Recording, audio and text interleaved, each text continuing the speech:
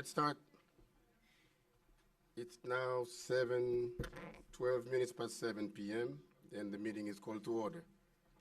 Mr. Clerk, can you do the roll call, please? Mayor Joseph, Present. Councilman Galvin, Here. Councilman Bieneme, Yeah. Councilman Desume, Here. Councilwoman Keys. Mayor, we have a quorum. Thank you very much. We'll proceed with the Pledge of Allegiance by Sergeant James Mesidor from the North Miami PD. North Miami PD Sergeant Mesidor.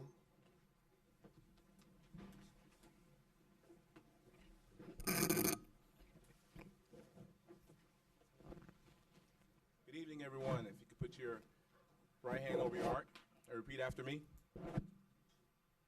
I pledge allegiance to the flag of the United States of America and to the republic for which it stands, one nation, under God, indivisible, with liberty and justice for all. Please be seated. Let's proceed with invocation with our dear Chief of Police, Lenny Burgess.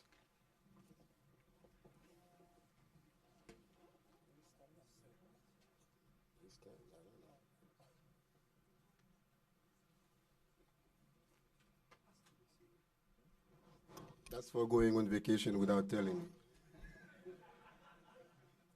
Mayor, with that being said, Lord, help me on this one. If you would all rise.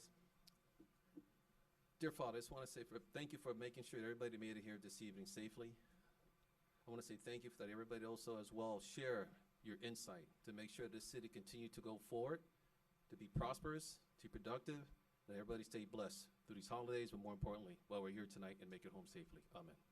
Thank you very much. We'll proceed with other business.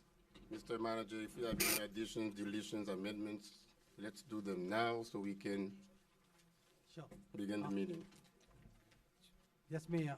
We have one addition, which is going to be part of the presentation. There's a budget presentation from the JFOA to our budget department that is added on. I think today's the last day before the recess that we could add it on the agenda.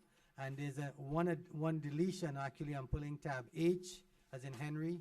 Today, I just received a letter of a potential bid protest from one of the vendors. So before moving forward with this item, I will have to pull it and consult with the city attorneys. Tab H as in Tab Henry. H. Tab H How as about in Henry. Rickman? The Rickman Yeah. consult in situ lining. Okay. Now, where do you do the budget presentation? We'll do At it the after very end? at the end on the special presentation at the end. Yes. Okay. It's just a small award. It's just a that we small received, award. yes. Okay, that's fine. Mr. Mayor, Go ahead. I'd like to pull two of my items.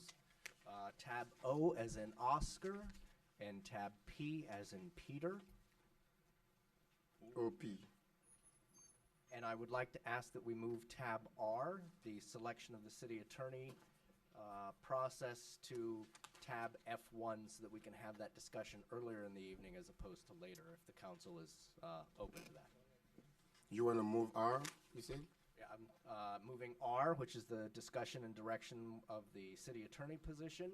Move that to F1 after consent agenda, if the council would like to, and remove O, discussion on Cagney Park, and P, a discussion on lift stations that I had asked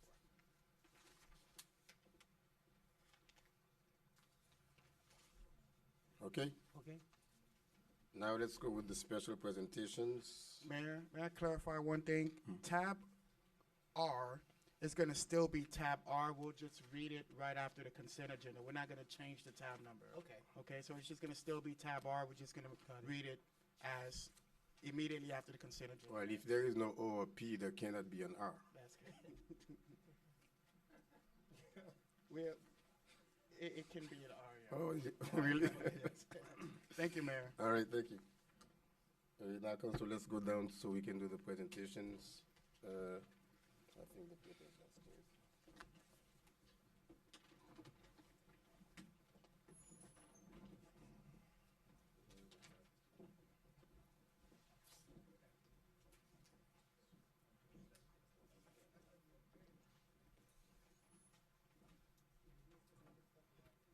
The presentation are certificates of recognitions we are going to give to our youth, the YOB students for the summer programs. What I did was we added one arm to that program where we took about 14 students to Port Miami Tunnel, and Mr. Hodgkins was very kind enough to really allow us to go to the tunnel, well, to his backyard. Is it your backyard or your front yard? Backyard. And that's where he mostly stays with a Miller Lite or something, I don't know. So those kids were very happy to have had that opportunity. They even got to speak on the radio, and one of them was like waving, saying that he wants to be an engineer, and some of them came out wanting to be, part of what you're doing in the future. So I'm very glad we got to do that. And what's the name of the grinder again? No. The grinder that ran the tunnel. Huh? Harriet, right? Why did I call it Harriet? The Underground Railroad. See, they learned all of that just from one field trip. They are high school students, and some of them have graduated on their way to college. So we're going to call each of you one by one, and you're going to come forward and align yourself here so we can take pictures. The first student who participated in that program, and this certificate of recognition is being presented both by our council as well as Mr. Hodgkins, who's the general director or CEO of Port Miami Tunnel. And the first is Megan Bichot. The price is right for you. And actually, Mr. Hodgkins, if you could come at the beginning so you can, how do you want to do it? You want them to stand over there? Hmm. Come over here. The second winner is Anderson Josue. Josue Anderson? Yeah. Actually, the certificate reads as follows. It's the same for all of them. You can come over here. Dr. Smith Joseph, on behalf of the City of North Miami Council, and in collaboration with, what's MAT question there? Miami Access Tunnel. Which is the developer and operator of the Port Miami Tunnel, acknowledges your participation in this inaugural youth enrichment activity on July 1st, 2015. Why you put my goal is, I'm supposed to be repeating my name? Mayor Smith Joseph's goal for this initiative was to expose students to projects that enhance the overall environment of this community while challenging these youth to consider future career options with the Port Miami Tunnel. Thank you very much.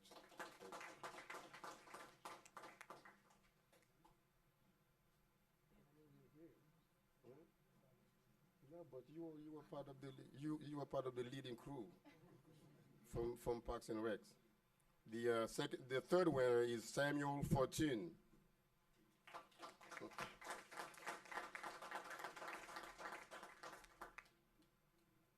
And the certificate is signed both by me and Mr. Christopher Hodgkins.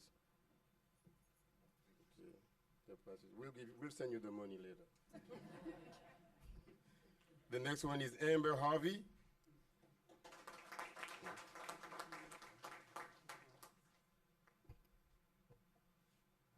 Come on, Amber. All right. The price is right.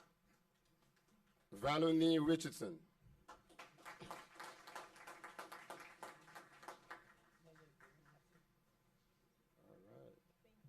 See what happens when you work hard? I'm going to have a problem pronouncing it. Is it Cheyenne? Oh, that's so easy. Cheyenne Paulinis. Yeah. All right. Tell Mommy we're very proud of you.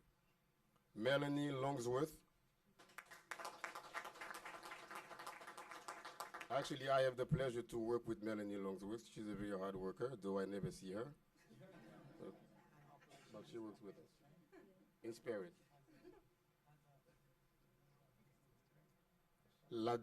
Ladisha, is it Ladisha? Ladisha Hall Parker. Hmm?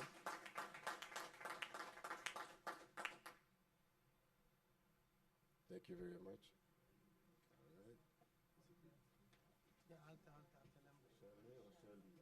Shirley or Shirley? Just like my cafe. Let's put it on. Shirley Baker. Thank you.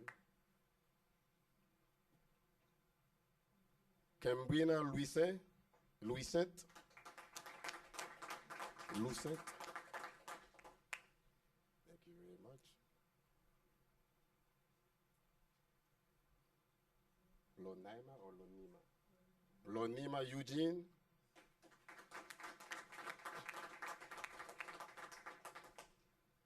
Congratulations. McCorv Innocent. Oh, you're the radio personality. Yes. All right.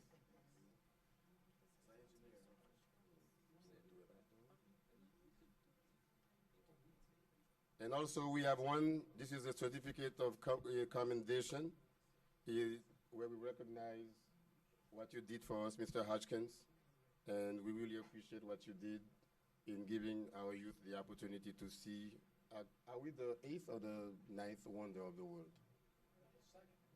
We don't. Thank you very much. Actually, Mr. Khalid, if you want to say a few words about the program, quickly.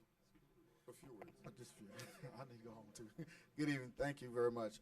It was definitely a new experience for our kids. One of the weekly workshops that we do for the city with our young youth opportunity here, we do what they call civil responsibility. So this year the mayor approached the office and said he wanted to do something outside of North Miami, which was something different. And the possibility of going to the Port of Miami was very, very, very good for the kids. It gave them opportunity, like the mayor said earlier, to experience, to see the different jobs that are there and what it takes to build such a phenomenal project. We had a lot of kids come back, and they'll be writing essays about this project as well, their experience from the summer. So we will share if you'd like to know more about it. We'd like to say thank you again for having us, and it was just a pleasure to be there. Thank you.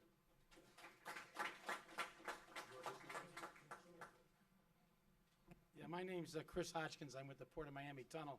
I had the mayor and his staff come through the tunnel, and then he hounded me again and again and again, asking for his interns to come down to the tunnel.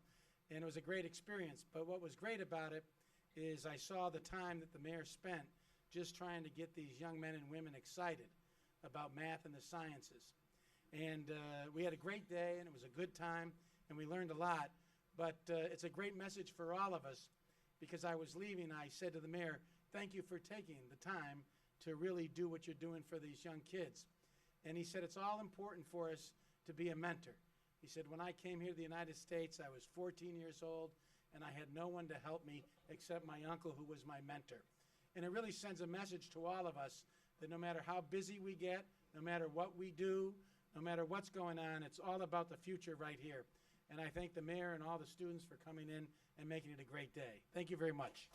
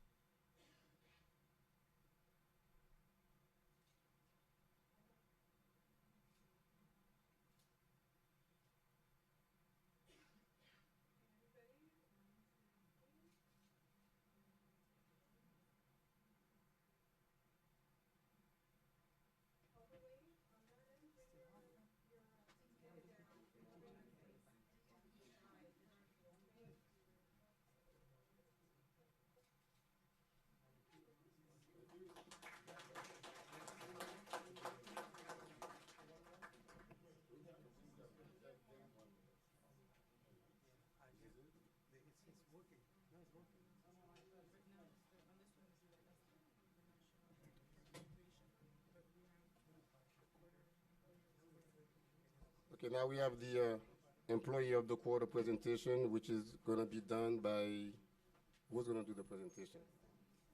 The city manager or city attorney? City attorney, Roland Garros. Is it Garros? Oh.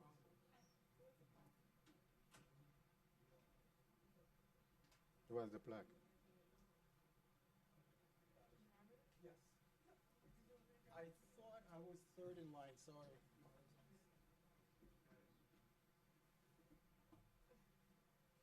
Albert?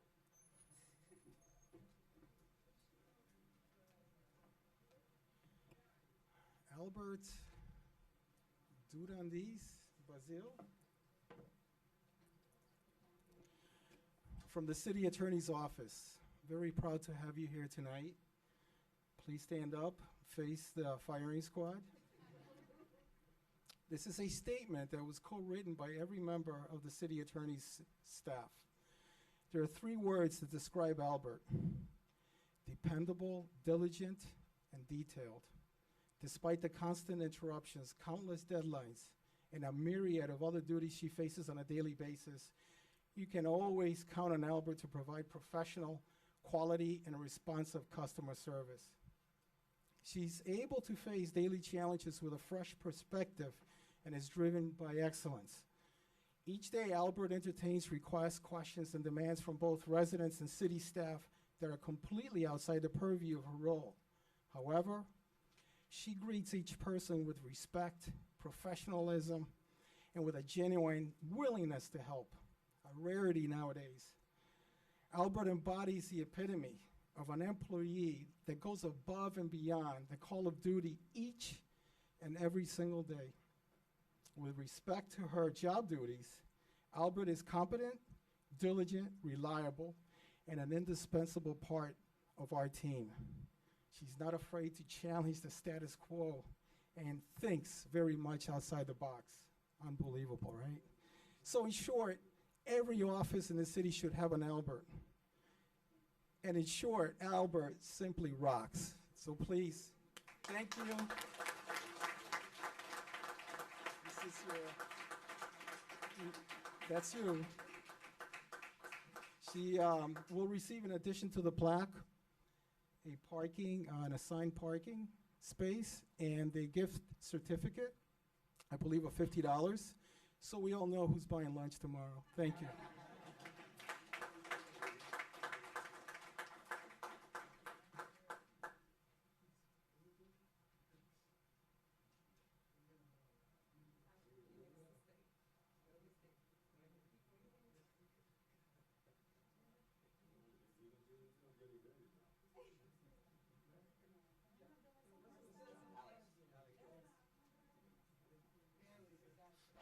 Miss Eugene and Jennifer Warren, if you can please stand.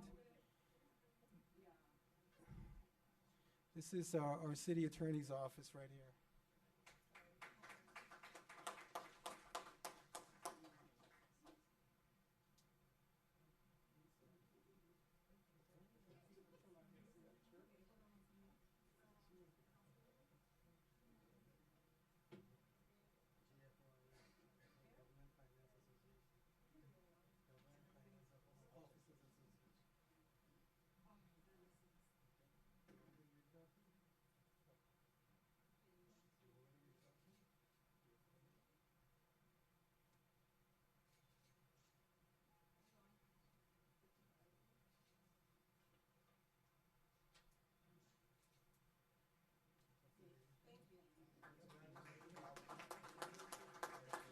Next one is what?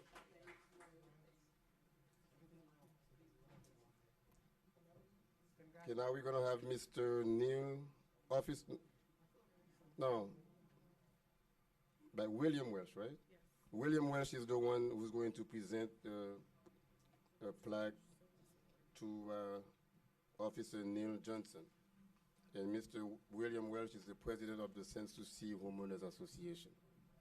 Mayor, would you kindly read the plaque? And You trusting me I'm trusting you. to read it? Yes. Okay. Niall, not Neil, Niall. Distinguished Service Award, presented to Officer Niall Johnson. On behalf of all the residents of Sans Souci Estates, we want to express our sincerest gratitude for your courage and commitment to protecting our families and homes. Words cannot express how very thankful we are that you were on duty on April 14th, 2015, to apprehend a threat to our neighborhood and prevent a possibly tragic event from happening. We are thankful for your alert eyes, level head, steady hands, and well-honed defense skills. Our community is blessed to have a seasoned officer like you, guarding that which is most important to all of us. Thank you for your committed service. Presented this 14th day of July 2015 by the Sans Souci Gated Voluntary Homeowners Organization. Thank you very much. Officer Johnson was also honored by the Miami-Dade County, right? Officer of the Month.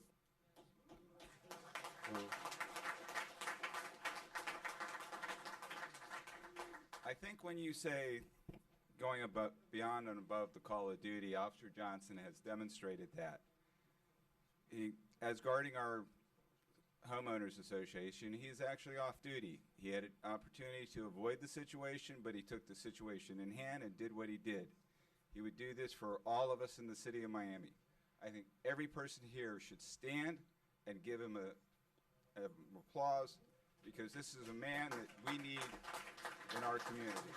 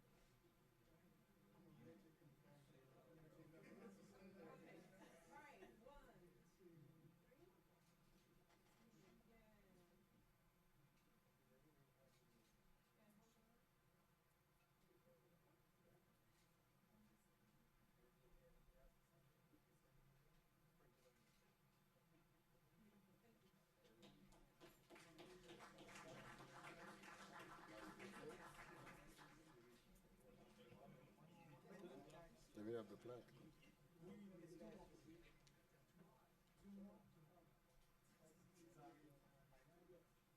This month we celebrate National Parks and Recreation Month. In commemoration of this month, what we would like to do is present this proclamation to the Department of Parks and Recreation, and we know what they've been doing to make sure that to keep our city beautiful. We're going to ask the director, Derek Corker, to please come forward. Though you were not present at my inauguration ceremony, but I'm going to forgive you for that and present you this proclamation. I omitted 5 whereases because you were not at my inauguration. You want me to read the whole thing or just the final?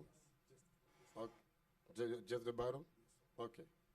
Now, therefore, in consideration of the foregoing, we, the whole council, do proclaim today, July 14th, National Parks and Recreation Month Day.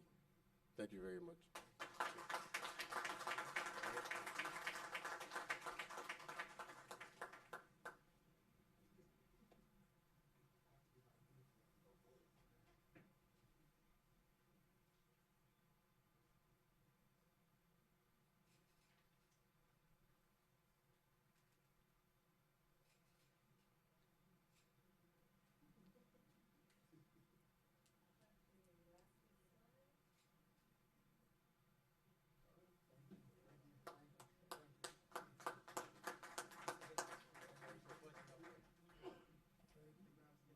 The last one is a budget award, which is going to be presented to whom?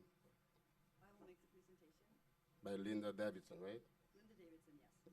Not Davidson? Davidson. Okay. Tomato, tomato. Go ahead. Here, would you like to hold the heavy thing over? Of course. Okay. It's very heavy. Good evening. My name is Linda Davidson. I'm the Financial Services Director for the City of Boca Raton, Florida, but I also have the pleasure of being a past president for the Government Finance Officers Association of the United States and Canada.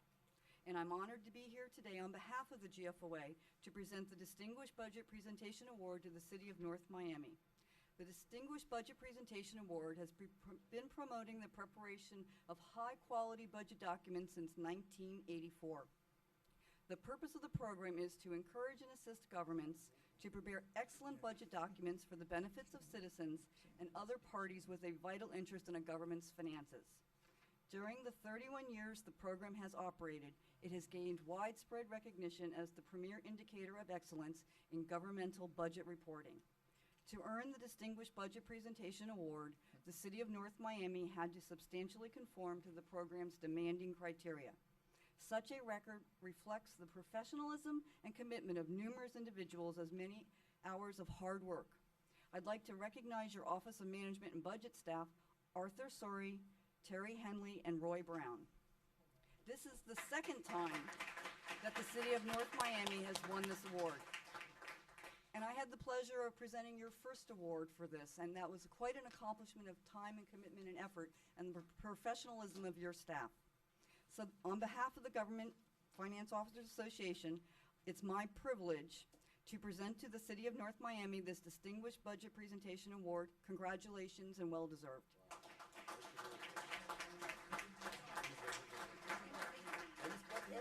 Oh, no, it's very heavy.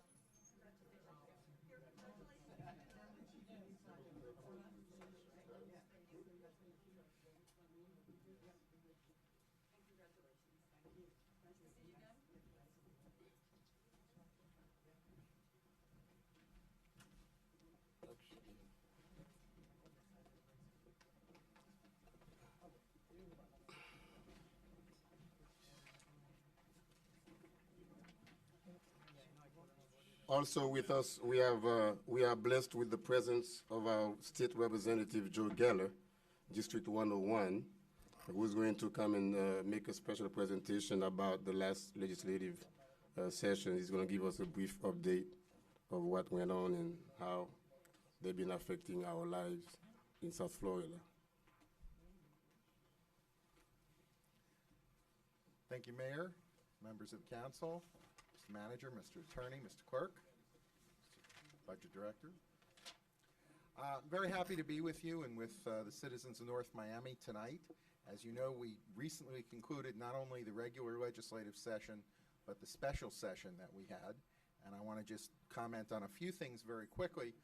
One of the things, though, that happened was not actually as a result of action by the entire legislature during the session. I did receive a call from your city administration asking about the fact that you wanted the Joint Legislative Auditing Committee to assist the city in conducting an audit of city finances. And we didn't find that out too far in advance of when they were going to vote, but I'm happy to report to you, as I know you know, that We were able to reach some of the members, including the co-chair who serves in the House, is a colleague of mine from the west coast of Florida, Representative Rollerson.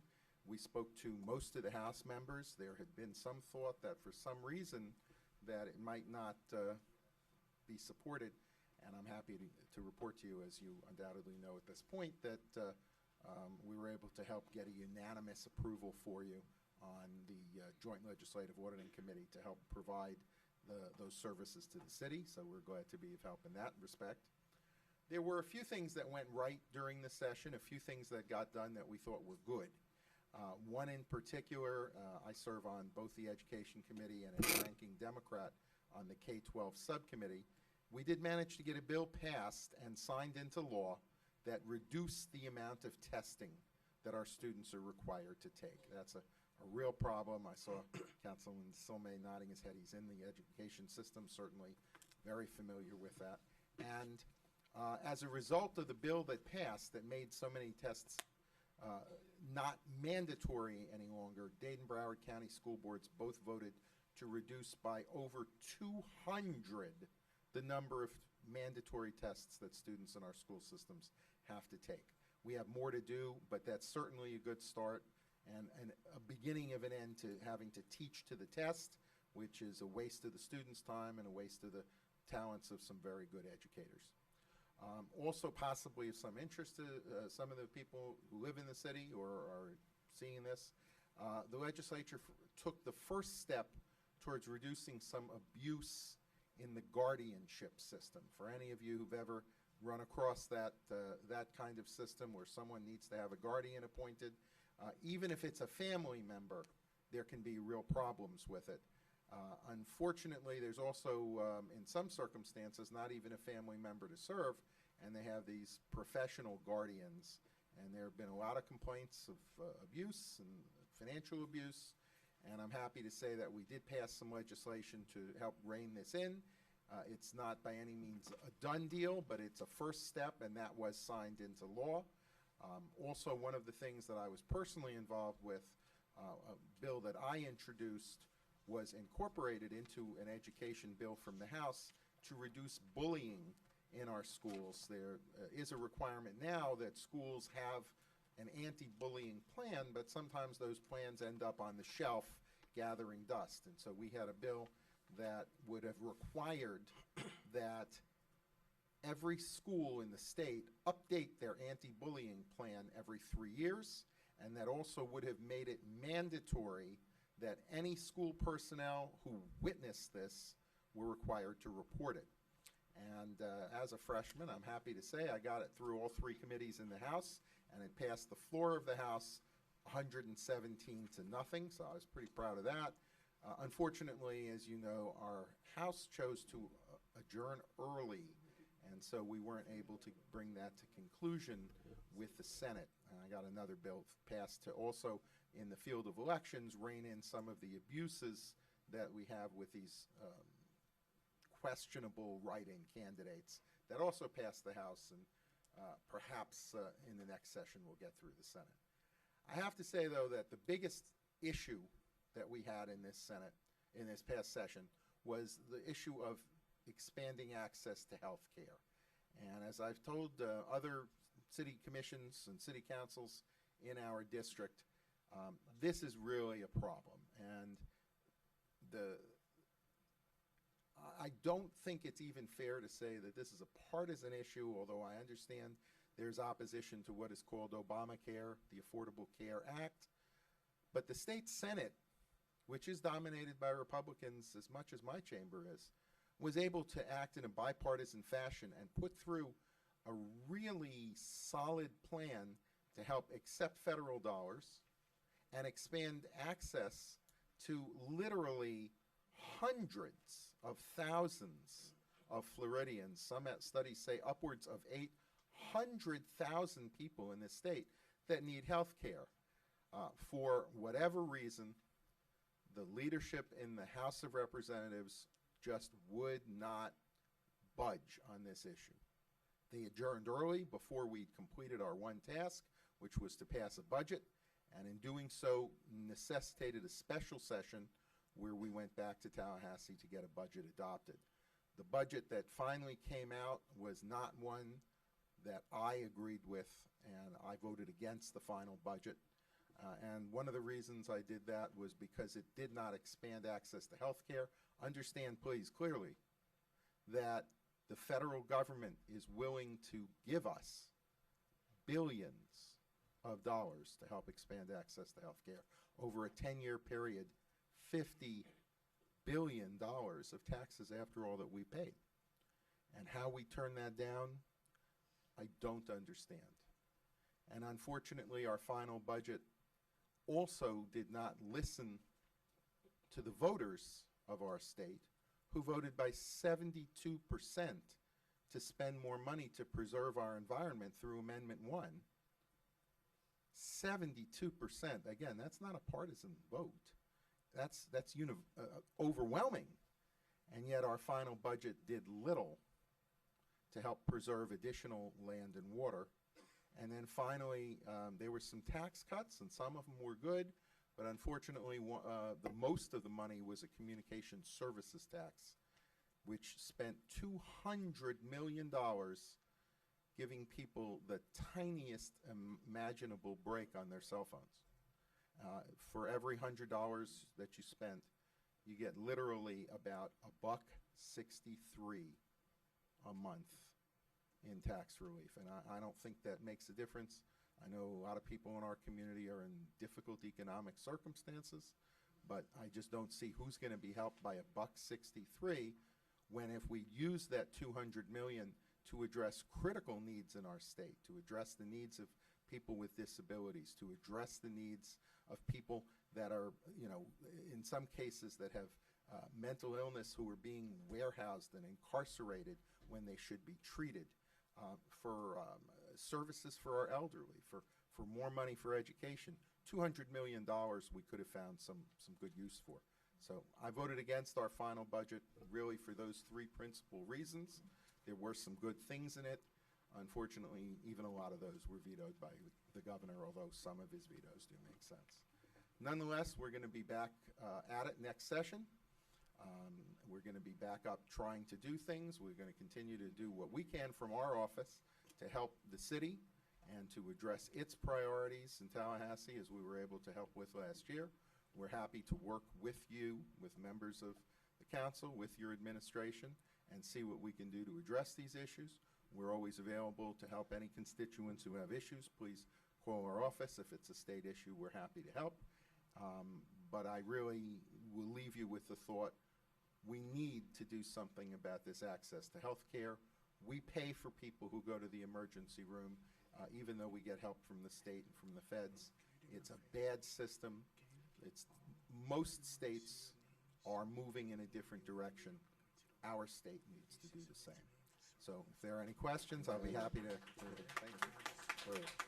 Be happy to take any questions. Otherwise, I want to say again what a pleasure it is to serve the people and the government of the city of North Miami. Where is your local office located?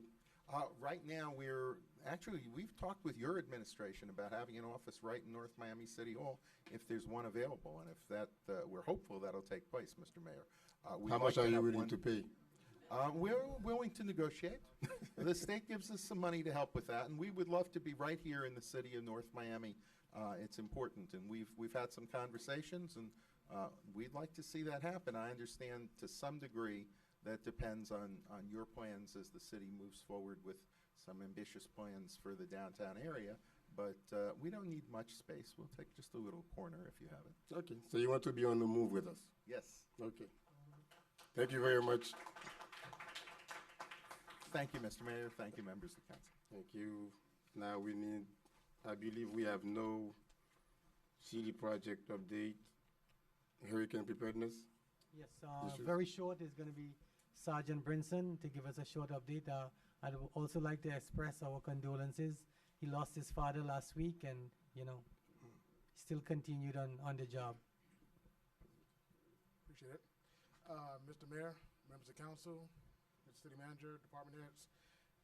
What I have is just a brief update on the ongoing training and preparations for the hurricane season. June 23rd through the 27th, we held community emergency response team training at the police station. We had about 15 members of the community to come out and receive that training. What that does is provide the community members with knowledge and tools to respond effectively in disaster situations. We had training here at City Hall with DFC, who was our primary debris removing company. We updated our plans and reviewed what we would all be responsible for in the case of a storm. We also had training with True North, who is our primary monitoring company. We also reviewed our plans and made sure that we were ready to respond effectively in the case of a storm. Several members of the police department attended training at the Miami-Dade EOC to review the current web EOC program, which is how we communicate between the EOC, our EOC, and all the other EOCs around the county. And finally, we are constantly reviewing and resupplying all of our emergency supplies and materials. Preparation is an ongoing concept and process, and I'm confident that we are prepared to respond to and recover from any storm that happens to make landfall. Thank you. Thank you very much. Any question for the officer? Nobody? No? Okay, Thank you. we need a motion for the consent agenda approval. So moved. Second. Mr. Clerk? All in favor? Aye. Motion was made by Councilman Galvin, seconded by Councilman Desiree to approve the consent agenda. Item passes 5-0. Tab G. Oh, F1, you said? I'm And sorry, you have an tab add- R. R1 or F1? There's Tab an R. add-on. Thank you, Councilman Desiree. Tab R, discussion and direction, decision to the city manager with regard to the city attorney position. That's Mr. Mayor? tab R. Go ahead. I'd like to make a suggestion. As a veteran of having done this many, many times up here, here's something I want to throw out that maybe will streamline the process and make everybody feel comfortable that it is a process of open transparency. We next meet again, if we take our council recess as planned, we next meet again on August the 25th, Tuesday, August the 25th. That's correct. I would like the council to direct staff that we appoint a committee that night, a blue ribbon committee that night, made up of the following 7 members, 2 appointed by the mayor, 1 each appointed by the members of the city council, and 1 at large, so that you don't have an even number. The 7 would be an odd number. That those 7 members would then meet as quickly as needed to vet applicants for the position of city attorney. And then while we're on summer recess, I would suggest that the city advertise for any individual or any company that would like to have the position of city attorney to be vetted by that committee when we return in August, so that maybe by mid-September we're able to have an actual city attorney in place. I thought by having a committee that would help the process narrow itself down. I imagine we're going to have a lot of people who are interested. Obviously, the council can override that committee if we so choose, but by making sure each one of us has an appointee on the committee, it would then, make sure that our voices were heard at every step of the way. So again, my suggestion is that when we reconvene on August the 25th, that night we appoint a blue ribbon committee of 7 members. 2 appointed by the mayor, 1 each by the city council members, and 1 at large chosen by the group to then vet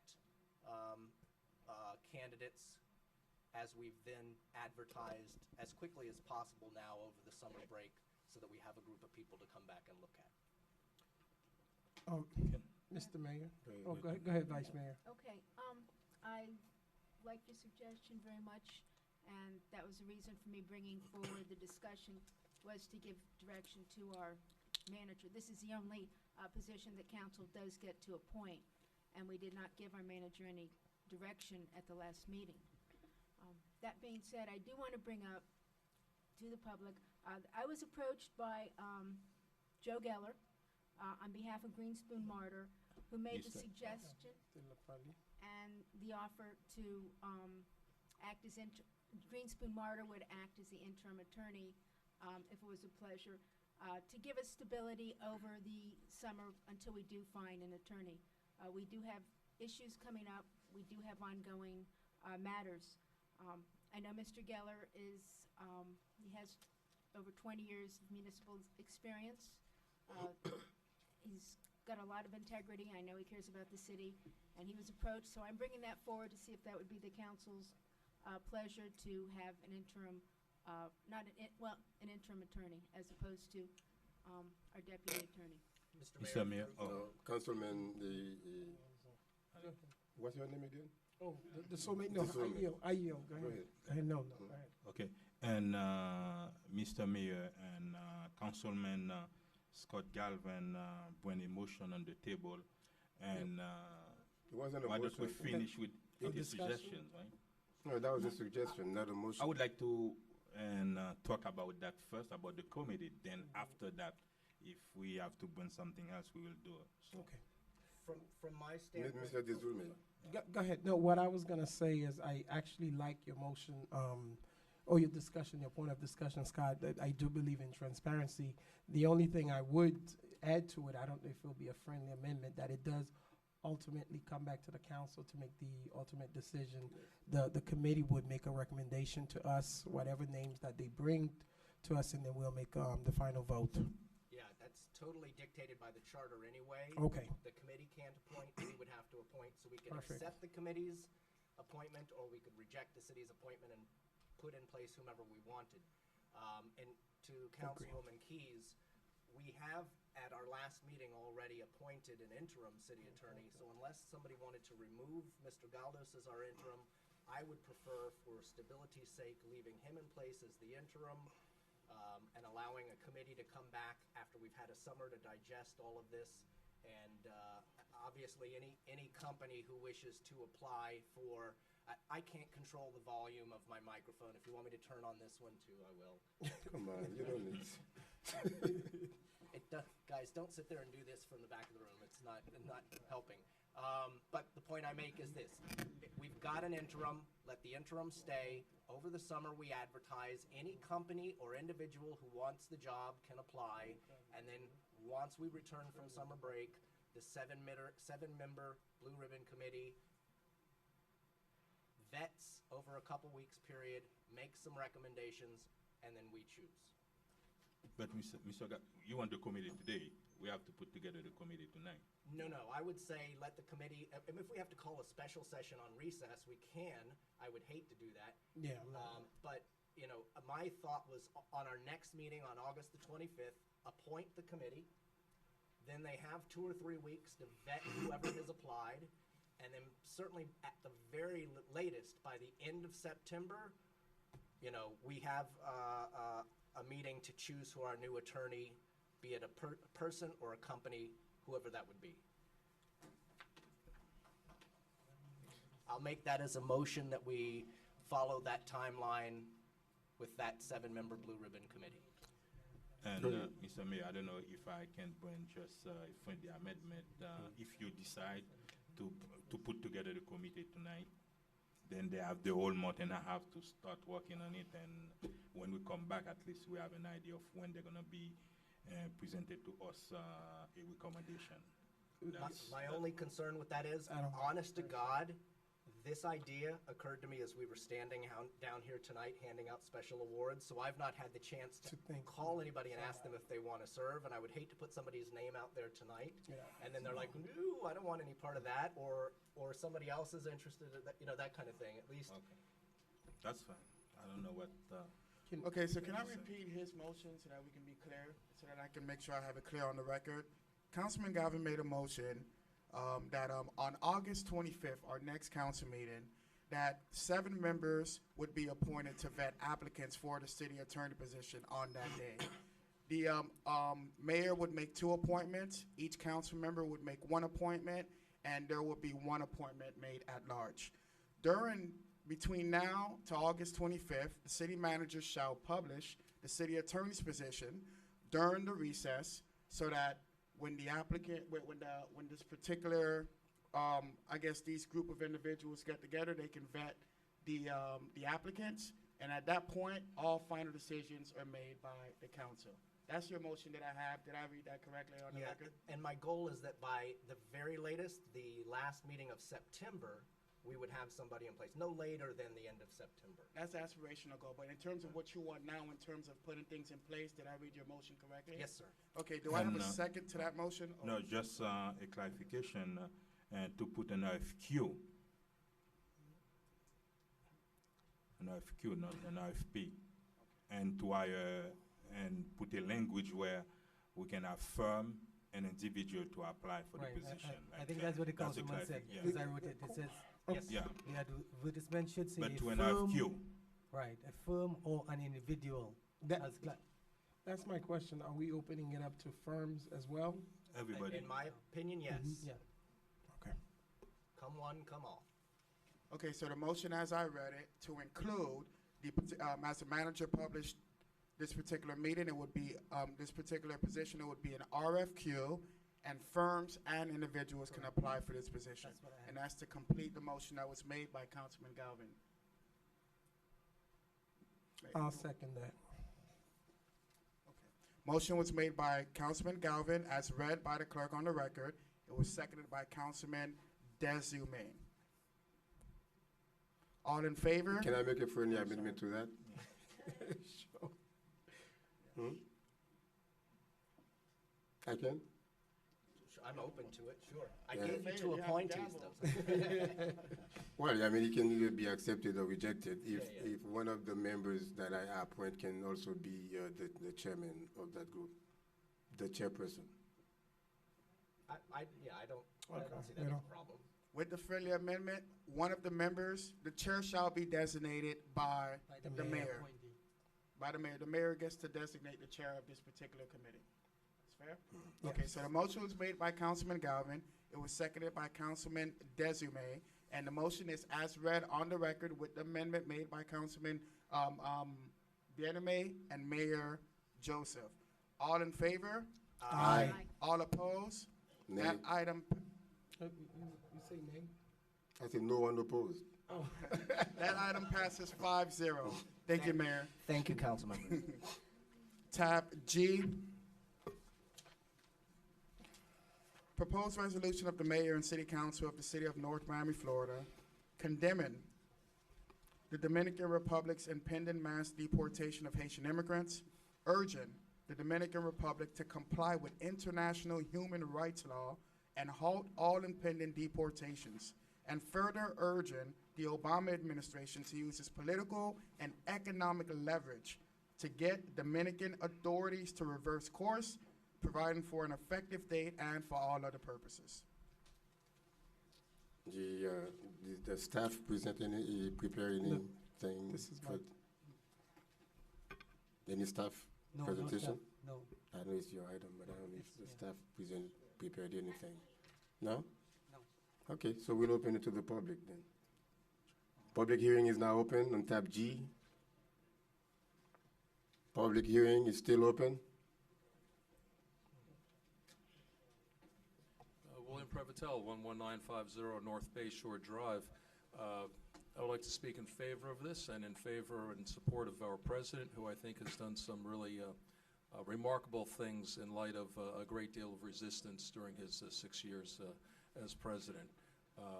This is the same administration that's brought about change with Cuba. Just this morning, early this morning, there was an announcement that the relations with Iran are on a more positive bias, and there's a future to look forward to there. And I know that our administration will do what's right in supporting this measure going forward for the Haitian people who are in the Dominican Republic. So I appreciate your support on this measure, and I hope our country will too. Thank you. Thank you. Public hearing is still open. Hello. Shalom, shalom. Shalom. Greeted to each and every one. I come tonight to say I thank you all. You gotta speak in the mic. You have to speak in the You microphone, gotta Ms. speak Hall. in the mic. Please state your name. Name and Your address. name and address for the record, please. My name is Maria Lee. I live at 12525 Northeast First Court, North Miami.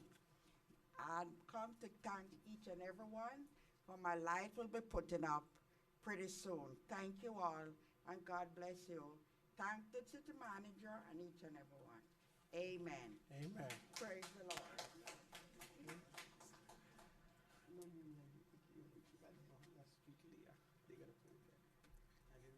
Good evening. Sylvia Mayolo, 100 Northeast 124th Street. And I agree, I support the president all the way. Thank you. Public hearing still open. Public hearing is now closed on this item. Members of the council, if you have any comment or suggestions. I Yeah. commend, Go I ahead. No. commend Mr. Dusome for bringing this forward. Obviously, it's a story that has grabbed headlines and has become very important. You know, when I first got on the council, people took us to task for taking stands on immigration issues and national issues and said, well, that's for Congress. But in reality, Mr. Dusome, you're right. It's also about the people we live next door to. So thank you for bringing this forward. Sir.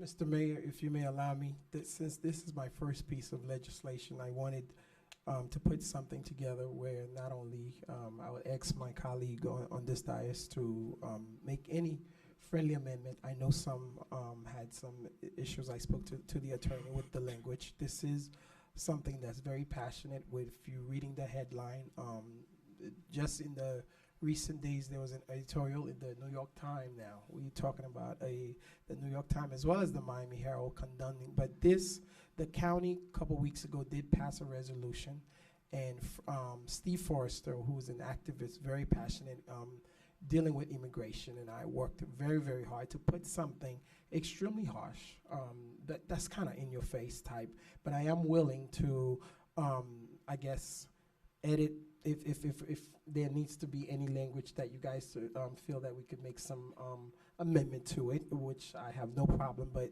the intent is to strongly say something with this resolution, and we do have different cities that I've been in contact with throughout the U.S. who are looking for our leadership to follow.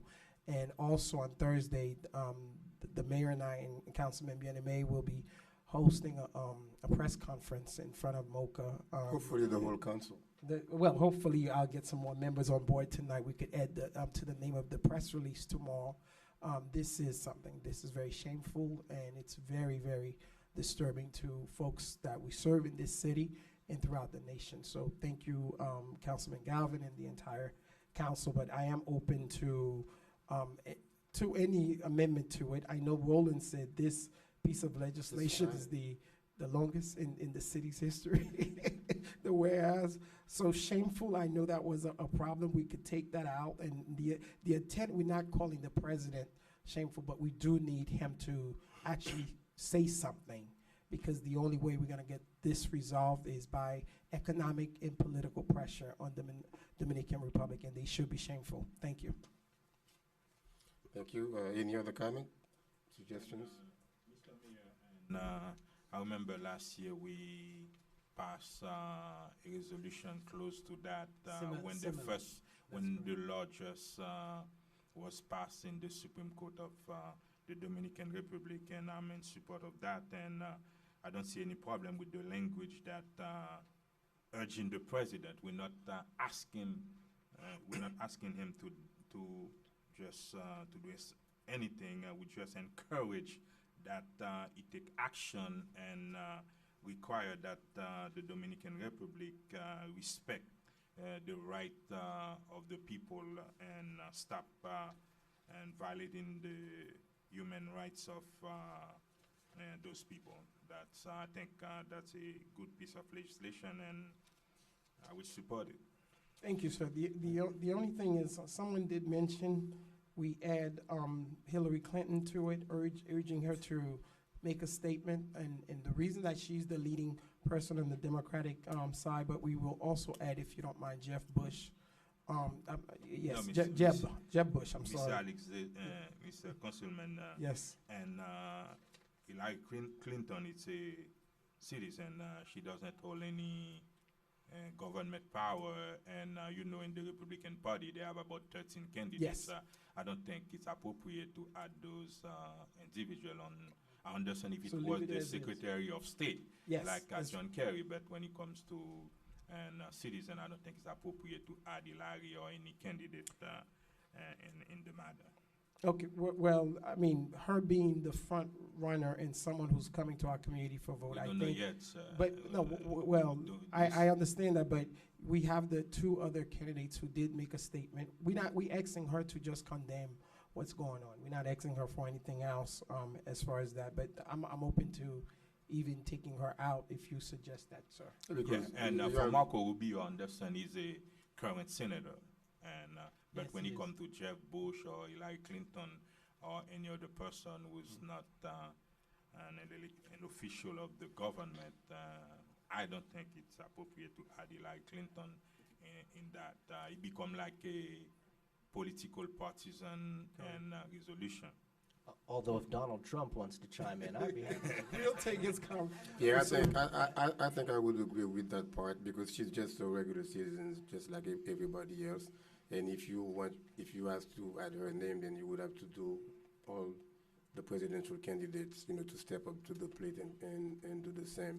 This is a good piece of legislation. I really applaud you for coming up with the leadership on that, and I'm glad also to be the co-sponsor.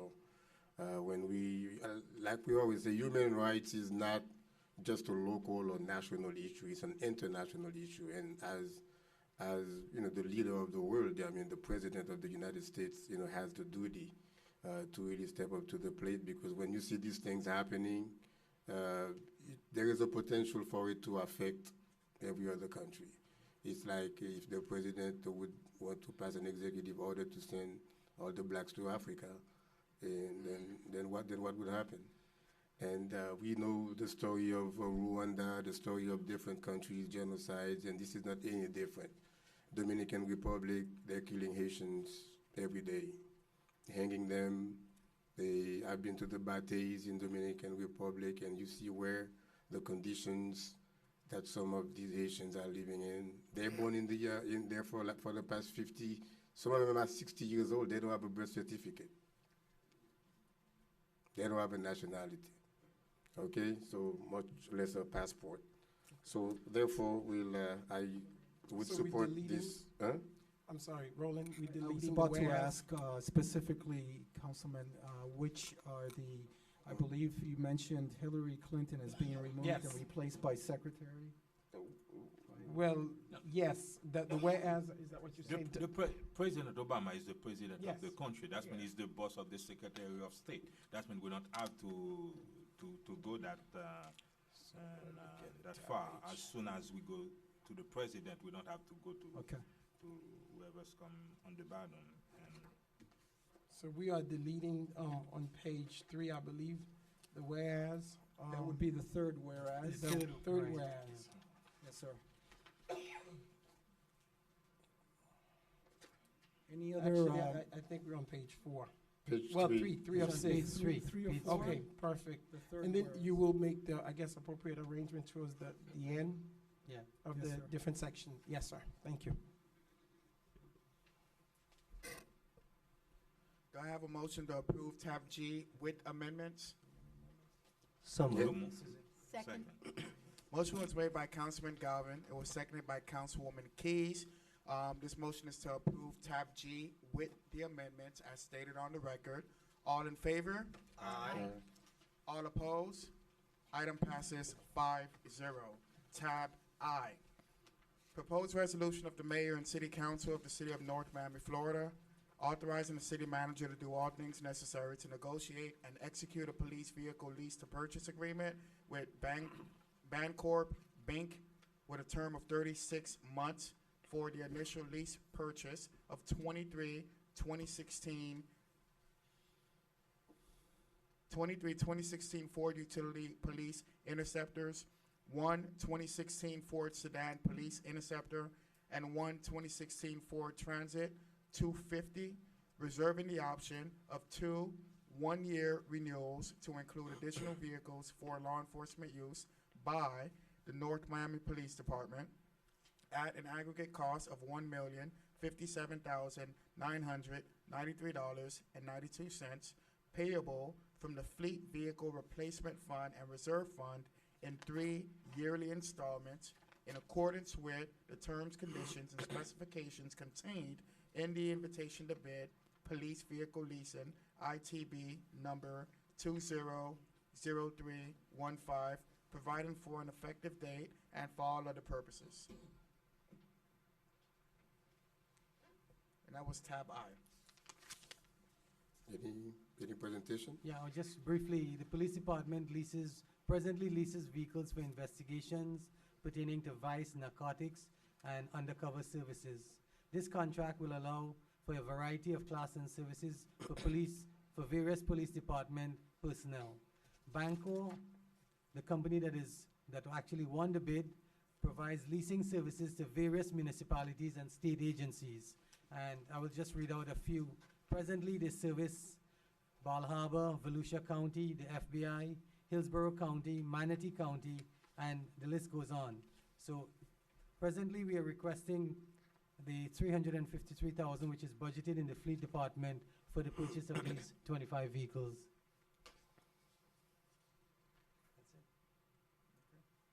Now the item is open to the public for public hearing. Public hearing is open. Public hearing is now closed. Members of the council? Mr. Mayor, I'd like to move approval. A question, Mr. Mayor. Go ahead. You said that the price is about 200 and something thousand, and I see 1 million. It's 1 million over a 3-year period. It's over 3 years. Yeah, it's a lease to purchase contract. You said lease to purchase. That means it's going to be a 2 years lease, and after that you're going to buy it. We own the vehicle after. Yes, we buy the vehicle out. After that. That's correct. But it's not included in that price. When Yes, you're going to that buy is them included out, in the price. How did you know what the residual value going to be after 3 years? It's on contract. The initial contract gives us the value of each one of the vehicles. Yeah, but the value, when you're going to be purchasing the vehicle after 3 years, Well, you don't okay. know what will be the residual value of the... Well, under this present contract, we have two things that the city actually two pieces of maintenance items. All equipment that is not under warranty would be all equipment that is under warranty would be the drivetrain, which is the engine transmission system. All other, I know, I'm just letting you know, the issues that the residual value would end up at the end of 3 years is dependent on what was decided in the contract. And it's a similar contract to all other agencies that have provided. Yeah. Let's see, you already set it up right now, and in 2 years, you're buying a Ford F-150, the residual value is $1,500, and on the contract is already $10,000. How are you gonna, that's how, I'm just going to say, I'm not sure, at the end of the 3 years, the existing vehicles, I won't be able to tell you the fair market value, but those vehicles will become property of the city upon the third payment of the lease. Right. I mean, is it, own them at the end. are these different contracts than individual contracts?